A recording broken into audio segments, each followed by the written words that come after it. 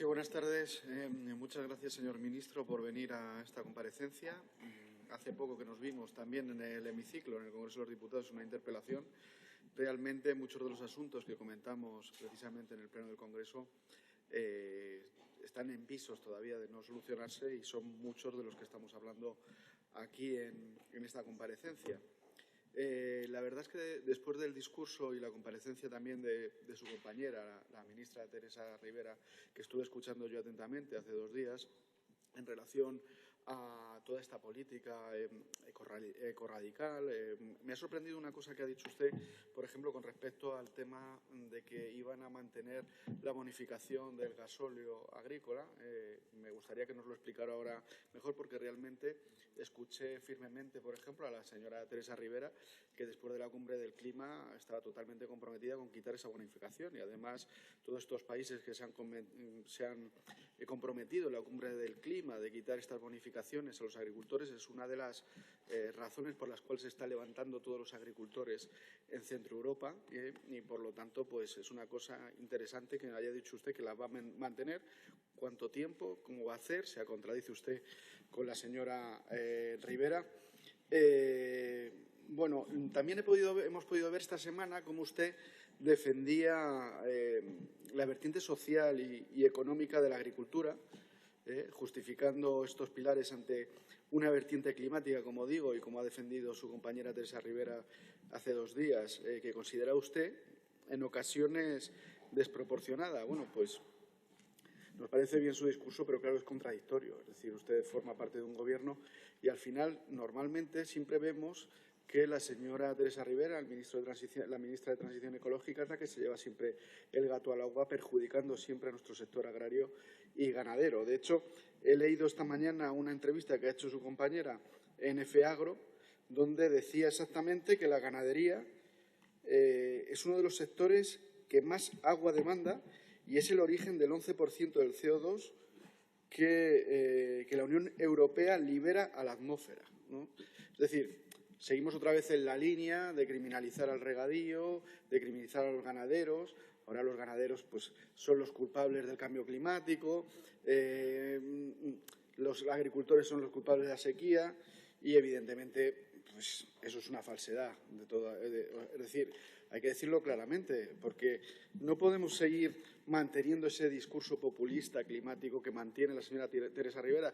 La señora Teresa Ribera nos llamaba a nosotros populistas climáticos, porque cuestionábamos algunas cuestiones de todo lo que se está defendiendo, pero lo único que decimos es que se base en informes técnicos objetivos, que nos vemos sorprendidos, por ejemplo, que lo diga también el señor del Bloque Nacionalista Galego, ha dicho lo mismo. Es decir, que se toman decisiones en el sentido demagógico climático, pero que no están basados en informes técnicos y objetivos, cuando ellos apoyan también todas estas medidas. Por lo tanto, es ciertamente contradictorio este discurso bipolar del Gobierno e incluso en el PSOE una especie de dicotomía política que vemos también, por ejemplo, en relación al señor Paje, que hoy está en la punta de la polémica, ¿no? en el centro de la polémica, ¿no? Y es una comedia un poco de policía bueno y policía malo para, al final, seguir las políticas del sanchismo, que no son más que la agenda de las élites y los burócratas de Bruselas contra el pueblo, y al final la materialización que vemos a nivel de resultados objetivos es que se sigue perjudicando al sector agrario de una manera muy preocupante. Ya dijo que se acababa lo del gasóleo agrícola, la bonificación, dice usted que no. También ha hablado la señora Teresa Ribera de las emisiones, el regadío se seguirá criminalizando, todas las trabas ambientalistas contribuirán a la falta de rentabilidad y de la producción agraria, y la subida también se contribuirá, precisamente por estas razones, a la subida de los alimentos, a la subida de las importaciones y la deslocalización de las empresas, que ya está siendo una realidad. Es decir, se están abandonando tierras de cultivo, se está yendo capital a países terceros, se está aumentando las importaciones. Por otra parte, son cosas que ya sabíamos. Pues ya he hablado con usted muchas veces de los informes que había por parte de la Comisión Europea en relación a que todo este pacto verde, la granja a la mesa, todo esto iba a dar lugar a estos resultados y se han materializado. Es decir, no es nada nuevo, ¿no? En Vox consideramos, por lo tanto, ya se lo dije también en la interpelación, que no hay rentabilidad por una serie de motivos, que son los recortes, por ejemplo, de la PAC y esa evolución, esa PAC condicionada. Dice que son voluntarios los ecoregímenes, no son voluntarios, es decir, si no aceptas los ecoregímenes, evidentemente se reduce la PAC, y son ayudas además que son compensaciones a los agricultores, como siempre se planteó así la política agraria común. No son regalos ni nada, ni subvenciones, son compensaciones precisamente para tener un sector agrario fuerte, que podamos competir en un mundo globalizado y con respecto a países terceros que tienen unos costes muchísimo más bajos a nivel de producción. Entonces, si nosotros mantenemos esa evolución, esa transición de la PAC hacia una condicionalidad ecológica de este tipo o social, etcétera, lo que estamos haciendo es reducir esa compensación a los agricultores y estamos obligándoles a que dejen las tierras de cultivo. También esas exigencias, como he dicho, una demagógica transición ecológica por parte de Bruselas, lo pone cada vez más difícil. También la pérdida de la preferencia comunitaria, que hemos hablado muchas veces de eso, que era un principio fundamental de la PAC, darle prioridad al sector agrario, a los productos de la Unión Europea con respecto a los países terceros en relación a las importaciones. Es un punto además fundacional de la política agraria común. Yo creo que recuperarlo no sería ningún disparate, incluso más allá incluso de las cláusulas espejo y todas estas cuestiones. Estamos preocupados, por ejemplo, también con el tema de Mercosur. Mercosur, pues bueno, pues siempre hablan de las bondades aquí en España, tanto por el Partido Popular como el Partido Socialista, están encantados con el tema de Mercosur, pero la realidad que dice, por ejemplo, el Copa-Cogeca o muchísimos países que además están muy preocupados porque son importantes a nivel de exportaciones agroalimentarias con respecto al Mercosur, porque va a ser absolutamente letal para la ganadería, para el sector agrario.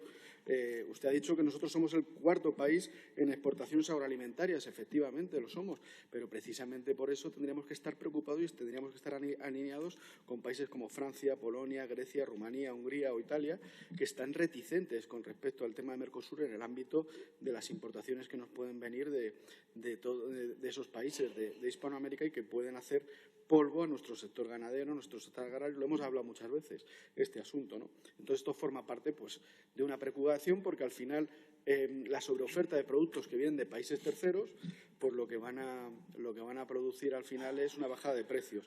También estamos preocupados por el tema de Ucrania. Están llegando también muchísimos productos de Ucrania descontrolados. Está llegando el cereal, que está produciendo unas bajadas de precio también a nivel de cereales. Y también con el tema de los cítricos de Egipto, de Turquía. De hecho, está habiendo movilizaciones con respecto a esas entradas de productos terceros.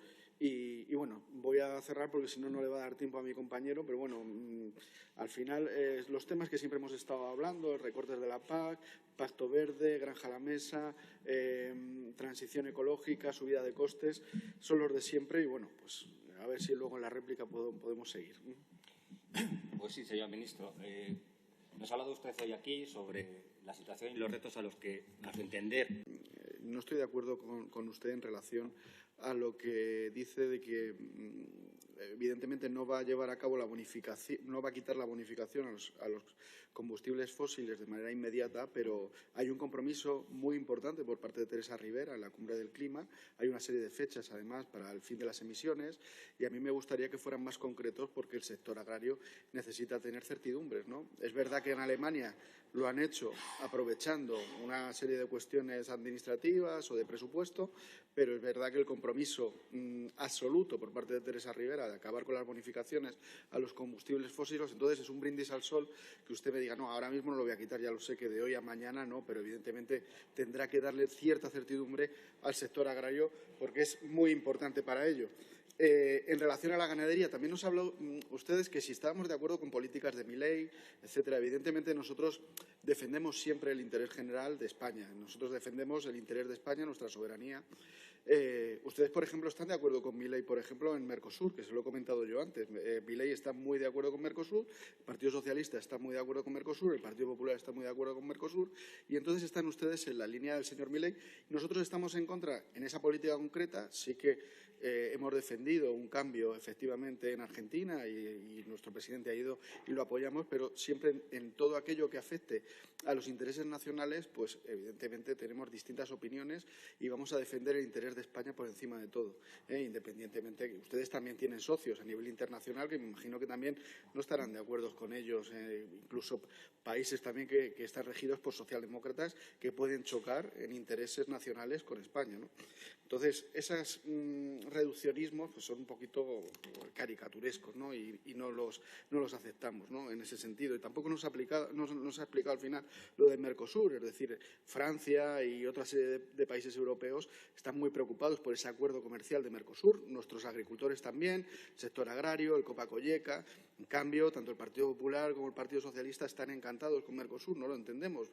Somos el cuarto país a nivel de exportaciones agroalimentarias. Y habla usted de la ganadería. ¿Qué va a pasar con la ganadería? Evidentemente, si entramos en Mercosur, tanto Brasil como Argentina, y el tema de que está hablando usted, por ejemplo, del tema de los lácteos, es que vamos a ser arrasados precisamente en el acuerdo comercial de Mercosur. ¿Cómo lo vamos a compensar? ¿Cómo le vamos a dar explicaciones a todos estos ganaderos que están asustados? Aparte de toda la burocracia que le están metiendo a nivel de las leyes de bienestar animal, el fin del 50% de los antibióticos, continuamente la criminalización del sector ganadero, como que son maltratadores de los animales, todas estas cuestiones que usted conoce bien, también el tema del transporte de los animales vivos, todas estas cuestiones son cuestiones que le afectan y le preocupan a los ganaderos de España. El tema, por ejemplo, del lobo, también, que bueno, al final pues, se va a modificar, ¿no?, el estatus del lobo, no sé cómo lo van a llevar a cabo aquí en España. Por ejemplo, en Galicia son muchísimos los ataques que hay del lobo a la ganadería. Y luego, por otra parte, creemos que, además, a nivel de estas políticas ecorradicales, ahora que estábamos hablando ustedes, han estado hablando de Galicia y mi antecesor también en la palabra me hablaban de Galicia.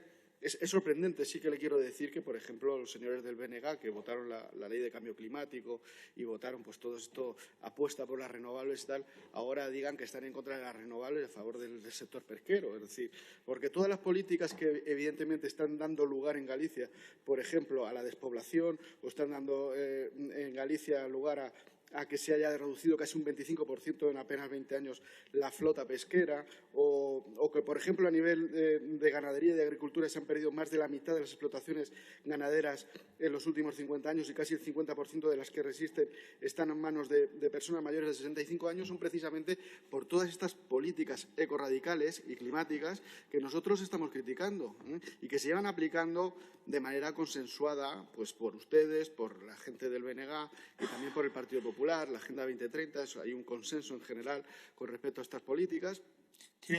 Y consideramos que eso es lo que está atacando precisamente la viabilidad y la rentabilidad de las explotaciones agrarias, ¿no? Entonces, bueno, y con respecto al regadío sí que me gustaría que nos explicara… No, es que no tiene tiempo. No 30 segundos porque le estaba explicando yo lo anterior. Los 30 segundos que usted ha estado hablando… Sí, le ruego que sea usted igual de tolerante conmigo que con otras personas, ¿vale? Y lo que le quería comentar es que ha salido una noticia con respecto al proyecto de regadío de Tierra de Barros, que ha sido anunciado, por ejemplo, por el anterior presidente de Extremadura hasta el último día de su mandato, y al final pues estamos viendo que hay una serie de cuestiones burocráticas que dejaron pasar ese proyecto y se ha perdido, un proyecto muy importante para muchísimos agricultores de Extremadura y además… ya se ha acabado su tiempo, señor Chamorro.